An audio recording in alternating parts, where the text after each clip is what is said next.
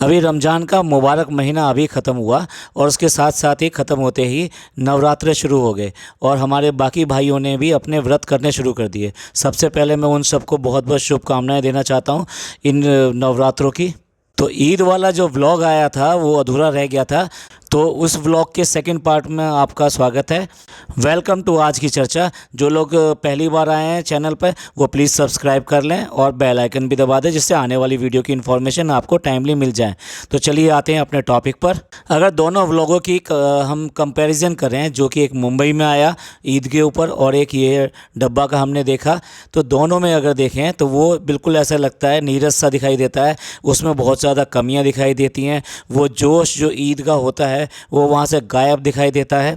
और यहाँ पर डब्बा का कुछ भी कहिए, इस व्लॉग में कम से कम ईद जो है वो ईद दिखाई देती है। क्या है कि मैडम और जनाब जो हैं वो अपनी ईगो में अब इतने ज़्यादा आगे बढ़ चुके हैं कि वो जो त्यौहार का जो रस होता है, त्यौहार का जो एक ख़ास मज़ा होता है, वो जो है उन्होंने साइड में रख दिया है। फिर त्यौहार होता है लोगों से, और लोग अगर आपके पास आते हैं, मिलने के लिए आते हैं, आप किसी के यहाँ जाते हैं और तो उससे लगता है कि हाँ त्यौहार है। वरना तो आप अपने कमरे में अपने घर में कैद बैठे रहिए, तो आपको कहाँ से लगेगा कि बाहर क्या हो रहा है और क्या नहीं हो रहा है। ऐसे ही जनाब के पास में जो मिलने आए वो सारे वो आए कि जो उनके जूनियर स्टाफ है या फिर पहले रह चुका है, यानी झलक के टाइम पे भी वहाँ पे था, वही सब लोग आए। कहाँ गए आपके अपने को स्टार जो आपने चैनल पे आपने एक सीरियल बनाया था उसके, और झलक में आपकी क्या किसी से कोई नज़दीकियाँ नहीं हुई थी? देखिए, सबसे ज़्यादा हमें जो लगा था वो शिव के साथ में इनकी नज़दीकियाँ हुई थी, लेकिन यहाँ पे तो कोई भी आपका जो कॉम्पिटिटर था या फिर जो है आपके कोलीग्स हो गए या फिर को स्टार हो गए, जो कि आप पहले इससे पहले सीरियलों में आप काम कर चुके, कोई भी, और मैडम की भी नहीं, सिर्फ और सिर्फ अपने स्टाफ के लोग आए हैं। तो इसलिए वो जो है माहौल उतना अच्छा नहीं बन पा रहा है और उससे दिखाई देता है कि आपके किसी से वो नहीं है। जबकि हम जो है एक और व्लॉगर जो कि फ़िल्म इंडस्ट्री से संबंधित हैं उनकी बात करेंगे और उनके व्लॉग का पूरा एक रिव्यू देंगे इस पॉडकास्ट के बाद में।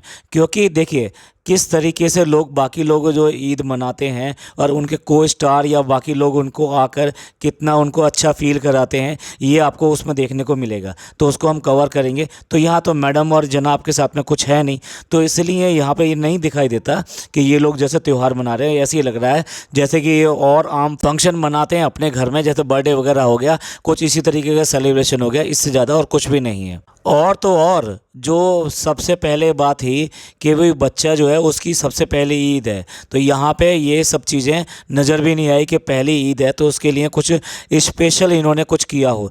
नहीं, यहाँ तक कि उस बच्चे के लिए किसी ने भी, घर के अंदर किसी ने भी, ना दादा ने, ना दादी ने, ना नानू ने, ना नानी ने, ना पापा ने, ना मम्मी ने, किसी ने भी उसको एक ईदी दी हो या कोई भी चीज़ दी हो, कुछ भी नहीं।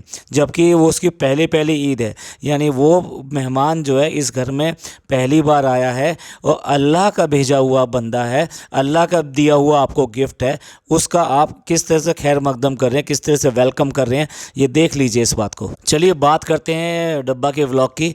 तो उसके बाद में वो दिखाया कि वो कब्रिस्तान गए। यस, सभी लोग जो है ना अपने बुज़ुर्गों की कब्रों पर जाते हैं कि जब आप ईद की नमाज़ पढ़ लेते हैं उनको सलाम करने के लिए और साथ साथ जो है उनके लिए फातिहा पढ़ने के लिए। अब आप ही बताइए, अगर घर का आदमी घर से बाहर रहे, उस गांव में ना रहे जहां उसके बुज़ुर्गों की कब्रें हैं, या फिर ये कहिए जहां उनके बुज़ुर्गों की रूह जहां पे थी पहले, तो वहां पर नहीं रहेगा तो उनको सवाब कहां से जाएगा? उनकी कब्र पे जाके फातिहा कौन पढ़ेगा? उनको कौन याद रखेगा? जाओ जाके मुंबई में बैठो, ईद मनाओ, मज़े करो, सब कुछ करो, और जैसे आप अपने बुज़ुर्गों को भूल गए हो ऐसे ही जो है अपनी माँ और बाप इन सब को भूले बैठे हो। जबकि होना ये चाहिए आदमी को अपनी जड़ों से बिल्कुल जो है मजबूत तरीके से जुड़े रहना चाहिए। अब इसी दौरान हम बात करते हैं जनाब और उनकी फैमिली की। जबकि डब्बा ये कह रही है कि हमारे यहाँ बहुत सारी यादें बसी हुई हैं, भाई की, अम्मी की, हम लोगों ने यहाँ पे ईद करी है। तो आप ईद यहाँ आके क्यों नहीं मनाते? इतनी ईदें तो आप वहाँ पे मनाते हो, जो वहाँ पे आपके घर पे कोई आता जाता नहीं है, कुछ भी नहीं है, तो यहाँ पे तो आपको ईद मनानी चाहिए ना। कभी तो आओ कम से कम। वो कहते हैं ना, एक दिन तो गुजारो अपने गाँव में। हैं तो एक दिन गुजारने के लिए या इस ईद के लिए कम से कम आइए, और तब पता लगेगा कि आपकी जड़ें कैसी थी और क्या थी। पर क्या करें, यहाँ जड़ों में तो फिर ऐसे लगता है जैसे तेजाब डाला हुआ है। यहाँ हर जगह आपकी जो शोहरत है वो हर जगह पहुंची हुई है, और सब लोग आपसे किस तरह से खफा हैं या क्या हैं, सबके पास में कोई ना कोई कहानियां हैं, चाहे दादी को लेके हो, चाहे माँ को लेके हो, चाहे जो है नानी को लेकर हो, और चाहे ये डब्बा को लेकर हो, सबके पास में कुछ ना कुछ कहानियां हैं। और लगता है यही वजह है कि जिसकी वजह से आप पीछे मुड़ के यहाँ नहीं देखते। यहाँ पे आप आते हो सिर्फ और ये जो शादी जो हुई थी उसकी वजह से यहाँ पे आए थे, अदरवाइज़ यहाँ पे हो सकता है कि वो आना भी ना हो। और मुझे तो देखकर बहुत ही अजीब लगा कि वो जो समीर भाई हैं जो कि मुंबई में इनकी गाड़ी चलाते हैं, वो ईद के दिन इनके घर पर हैं। अरे हद हो गई यार। सब लोगों को इतना हक बनता है कि उनको छुट्टी मिले कि जिससे कि वो अपने घर के लोगों के साथ में ईद मना सकें। भाई आप जब इतनी दूर से आए हो और अपने घर पे ईद मनाने गए तो क्या उसके घर की ईद नहीं है? क्या उसके बच्चे नहीं हैं? आपने मतलब ये क्या, मतलब गाड़ी के नाम पर उसको यहाँ रख लिया। अरे टिकट कराते, उसको वहाँ भेज देते, 2 दिन में ईद मना के वो बंदा भी यहाँ पर आ जाता, उसकी ईद मन जाती अपने बच्चों के साथ में। इतना तो कम से कम करना चाहिए था। भाई हद है अपने मतलब सेल्फिशनेस की। भाई कितने ज़्यादा मतलबी इंसान हो आप, अपने लिए जो है ना किसी को इस हद तक जो है परेशान कर सकते हो। और जिसमें कि ये वाली ईद जो है बहुत ज़्यादा दिल के करीब से जुड़ी हुई होती है। और वो समीर भाई जिन्होंने कि रोज़े रखे हैं, पूरे रोज़े रखे हैं, उसके बाद में आपकी गाड़ी चलाइए, सब कुछ करिए, तो उनको क्या हक नहीं बनता था कि वो अपने घर में अपने बच्चों के साथ में ईद मना सकें? यही काम तो आपने जो है बेटी खाला के साथ में किया, और यही काम जो है अपने इस ड्राइवर के साथ में किया। भाई लानत है आपको, अपनी जो बहुत ज़्यादा ये कहिए कि सेल्फिशनेस है वो हद की है। और ये क्या कहा आपने कि आगे आप नमाज पढ़ के, भाई अलग अलग गए थे क्या? ईदगाह क्या 2 थी? मतलब इतना भी नहीं था कि अपने जो घर के अंदर ये जो लोग हैं इनके साथ में आप नमाज पढ़ने के लिए जाते?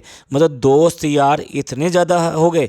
यहाँ पे भी इतनी ज़्यादा सेल्फिशनेस अपने बंदे को, अपने ठीक है एम्प्लॉय है वो, लेकिन आप इतना हक तो दीजिए ना कम से कम। जब इतनी दूर से लेकर आए कि उसको अपने साथ में, आपके गांव के बारे में वो क्या जाने, उसको लेकर आप नमाज पढ़ने के लिए जाते और उसके बाद में साथ लेकर आते, 4 लोगों को मिलाते और सबको बताते कि भाई ये हमारे साथ में है। उन समीर भाई को ही पता लगता है कि आपके जो कितने मिलने जुलने वाले हैं और कौन कौन लोग हैं। इसी तरीके से जो छोटी बच्चियां हैं ना उनके साथ भी ये करते हैं।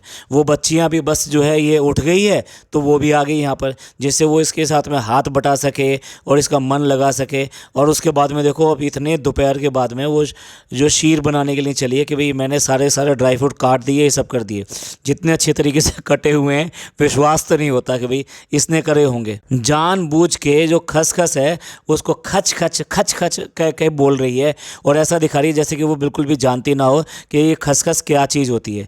जबकि मुस्लिम खानों में सबसे ज़्यादा जो यूज़ किया जाता है ये खसखस यूज़ किया जाता है, इवन शरबत से लेकर कोफ्ते और बाकी चीज़ें बनाने तक, यानी कि जो कोरमा वगैरह ये सब बनाया जाता है इन सब में भी ये सब चीज़ें यूज़ की जाती है। और ये यहाँ पर ये दिखाने की कोशिश कर रही है कि मुझे ये पता नहीं है, और उसको किस तरह से डिफ़ाइन कर रही है, वो ऐसी होती है वैसी होती है।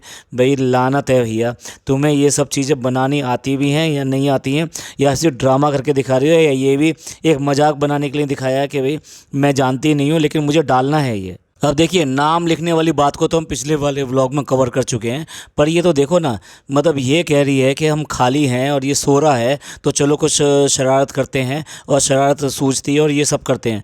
पर आप ये तो देखो ना कि जिस दिन ईद होती है इतने सारे घर के लोग, मतलब आसपास के लोग और ये सब लोग जो मिलने के लिए आते हैं, और ख़ास तौर से गाँव में तो ये चहल पहल कुछ ज़्यादा होती है। शहरों में फिर भी लोग बाग ईगो के लिए एक दूसरे घर में इतने जल्दी नहीं जाते, लेकिन गाँव में तो इतना ज़्यादा होता है कि लोगों का तांता लगा रहता है और आते रहते हैं। तो घर की बहू ऐसा कैसे फ्री हो सकती है? उनको भैया बार बार शीर करके देना, बाकी चीज़ें करके देना, और फिर जो वो बर्तन आते हैं वापस उनको करीने से रखना, और कई बार बर्तन इतने सारे हो जाते हैं कि वो तुरंत धोने भी पड़ते हैं। तो इस तरह से घर की जो लेडीज़ होती हैं, भाई हमने अपनी अम्मी और इन सबको देखा है, बिल्कुल वक्त नहीं रहता ईद वाले दिन, इतना थक जाते हैं कि हमें खुद लगता था, तो हम जो है अम्मी के साथ में ये सब चीज़ें काम में कराते थे कि भाई लाओ हम कर देते हैं, लाओ अगर ये प्याली वगैरह बहुत ज़्यादा ऐसी हो गई हैं तो चलो इनको धो देते हैं। क्योंकि ऐसा नहीं होता ईद वाले दिन डिस्पोजेबल में उनको सबको खिलाया जाए, तो उनको प्रॉपर क्रॉकरी के अंदर ही खिलाया जाता है। ऐसा नहीं होता कि डिस्पोजेबल यूज़ कर ले। तो इस सब के लिए इतना टाइम ये कहाँ से निकाल लेती है? या फिर ये है कि ये जो किचन ऊपर हो गई है ना, तो ऊपर का अलग चल रहा है और नीचे का अलग चल रहा है, तो वहाँ अम्मी और वो जो हाउस हेल्प है, वो जो रुखसाना है, वो सब लोग जो है आने वालों को सारों का देख रेख कर रही हैं और ये जो है मस्ती अपने ऊपर कर रहे हैं। और फिर जो इनके आएंगे जैसे कि फूफी की वो आई तो वो ऊपर ही आ गई, उनको वहीं पे ही खिला दिया। तो इस तरीके से ये लगता है इसने तो पूरी तरीके से एक घर में ही 2 किचन का जो कॉन्सेप्ट था पूरा का पूरा लागू कर दिया। और यही वजह है कि इन सब चीज़ों के लिए उनको गुस्सा आता रहता है और वो जो है हमेशा इससे मान भी जाती हैं, लेकिन उसके बाद में भी फिर दोबारा नाराज़ हो जाती हैं। भाई कितनी अच्छी है ये, कितने एहसान है इसके कि ईद वाले दिन अगर कोई घर पे मिलने आएगा तो उसको जो है बिना खाए हुए नहीं जाने देगी। भैया शर्म करो, ईद वाले दिन तो अगर कोई मांगने के लिए भी आता है ना गेट के ऊपर, उसको भी शीर दे दी जाती है और साथ में उसके साथ में पैसा या जो भी चीज़ें वो भी इसको दे दी जाती है। और आए दिन वैसे भी जो बाकी दिनों में अगर तुम्हारे यहाँ कोई आता है तो उसको मतलब ऐसे ही बाहर भेज देते हो। भाई हद है। इसको मतलब ये बोलने का क्या मतलब था? मतलब ऐसे हो कि भाई ये भी दिखा रहे हो, उसको बता रहे हो कि हम जो हमारे घर पे आता है उसे खिलाकर भेजते हैं। इतने छोटेपन वाली बात, इतना छोटा दिल और दिमाग है आपका। अब बताइए 4 बजे करीब ये उठा है तो इसका मतलब ये गरम वरम करके ये सब लेके तब यहाँ नीचे गई है। तो ससुर को और अपने हस्बैंड को यानी फ़नी को 5 बजे करीब अपनी बनाई हुई जो शीर है, जो भी कुछ बनाया है, वो उस टाइम खिला रही है। हद है भैया। ईद वाले दिन घर की दुल्हन की बनी हुई जो कह रही है ना पहली ईद है, वो पहली ईद ऐसे मना रही है कि वो शाम को 5 बजे खाने के लिए मिल रहा है। आखिरकार फ़नी ने कह ही दिया कि खाना खाना खाना, कल से खाना ही खाना हो रहा है, मेरा तो पेट भी भर गया। क्योंकि जो रात में दही बड़े बने थे यानी कि बड़े बने थे वो अभी तक ऐसे सुखा के डाले हुए हैं। इतनी गर्मी के टाइम में कम से कम वो बच गए, इतना ही बहुत बड़ी बात है। जबकि वो बनाते ही तुरंत ही पानी में डाल दिए जाते हैं और वो वाटर को सोख लेते हैं और उसके बाद में पूरी तरह से मुलायम हो जाते हैं। और बड़ों में दही डाल रही है और आप उसकी शक्ल देख लीजिए कि उनका क्या हाल हो चुका है। पहले तो ये सही तरह से बनाती नहीं है कभी भी।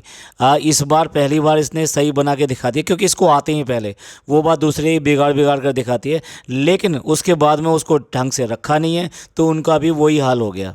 चाहे कुछ भी कहिए, सास ससुर का प्यार देखिए। वो शीर कोरमा लेकर आई है और अपने ससुर को खिलाया है तो सास ने आवाज़ दे के बुलाया कि आ जा ना, और उनको कहा है कि इसको ईदी दो। और उन्होंने फट से निकाल कर जो पैसे दिए हैं उसको, और ये सब दिखाई दे रहा है, बिल्कुल एकदम नेचुरल दिखाई दे रहा है।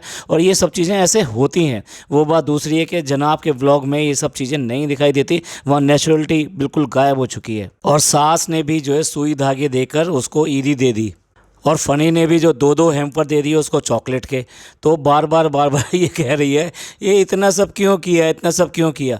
और इसके लिए अगर कोई अच्छी बात ना बोले या कुछ भी ऐसा ना बोले तो इतना मुंह फुला लेती है। लेकिन यहाँ पे ड्रामा करके बिल्कुल ऐसे एक्टिंग करके दिखा रही है। अल्लाह, ये क्यों कर दिया? हाँ भैया सही है, ये इसके लायक थोड़ा ना थी जो कर दिया, तो इसलिए उसे तो अचंभा होगा ही होगा कि जैसी हरकतें करती है तो उसके बाद में भी इतना प्यार उसको मिल रहा है। भाई हद है। कम से कम इस प्यार के नाते ही उनकी कुछ सेवा कर लो, उनकी कुछ इज्जत कर लो, उनके कुछ काम आ जाओ। अब देखिए बेटी खाला आई और बेटी खाला ने भी जो है प्यार किया और उसके बाद में उसके माथे पे चुम्मी ली। लेकिन जो लड़की है, उस जो छोटी लड़की है, उसको ये नसीब नहीं हुआ। उसको गले से लगाया और बस। तो देखो ये होता है फ़र्क। और ये फ़र्क जो है ना हमेशा ये करते ही करते हैं उन बच्चों के लिए। ईद की जो ड्रेस पहनी है ना वो भी सेम शेड में है। जो इसका बैंगनी कलर से जो उसका नाता है ना वो इसी की पसंद है। और शेड किसको करती है? अपनी भाभी को करती है कि उसने ऐसी ड्रेस बनवा दी, ऐसी ड्रेस बनवा दी। जबकि इसका खुद का मन है और उसके बाद में डेफिनेटली वो ड्रेस इसने ट्राई भी की होगी, लेकिन बुरा उसको बना दिया। और अम्मा के घर में भी ईद की पूरी रौनक है। वहाँ दिखाई दे रही है कि हाँ पूरी तरीके से ईद का जो है माहौल है। और वो भी वहाँ पर भी अम्मा भी पूरी हैं। अब क्योंकि कैमरा आ गया तो सारे बच्चों को ईदी उसी टाइम दे के दिखा रही है, जबकि ऐसा तो नहीं है। वो तो पता नहीं कब से बैठे हुए होंगे, उनके इनके घर के ही अपने बच्चे हैं सारे। और घर पर जब वो नेहा जो इसकी सिस्टर है फ़नी की वो आ जाती है तो वहाँ पर जो है जितने भी प्रमोशन के इनके जो प्रोडक्ट्स आए हुए थे जो ये कॉस्मेटिक्स के प्रमोट करती है वो सारों को बांट कर चलिए अब कम से कम इनके तो कम काम आए, वरना तो ये तो ले लेके सब चीज़ें भरती रहती है, कुछ देना तो है नहीं। भाई फ़नी ने तो 2-2 हैम्पर दे दिए, आपको सरप्राइज़ दे दिया। अब आप भी जो है गुटखे का एक हैम्पर बना कर जो उसको दे दो, वो भी कम से कम खुश हो जाए। चलिए एंड करते हैं इस पॉडकास्ट को। ये पॉडकास्ट आपको पसंद आया तो प्लीज़ लाइक कीजिए, सब्सक्राइब कीजिए और शेयर कीजिए। खुश रहिए, अपने लोगों का ख्याल रखिए। थैंक यू, धन्यवाद, शुक्रिया।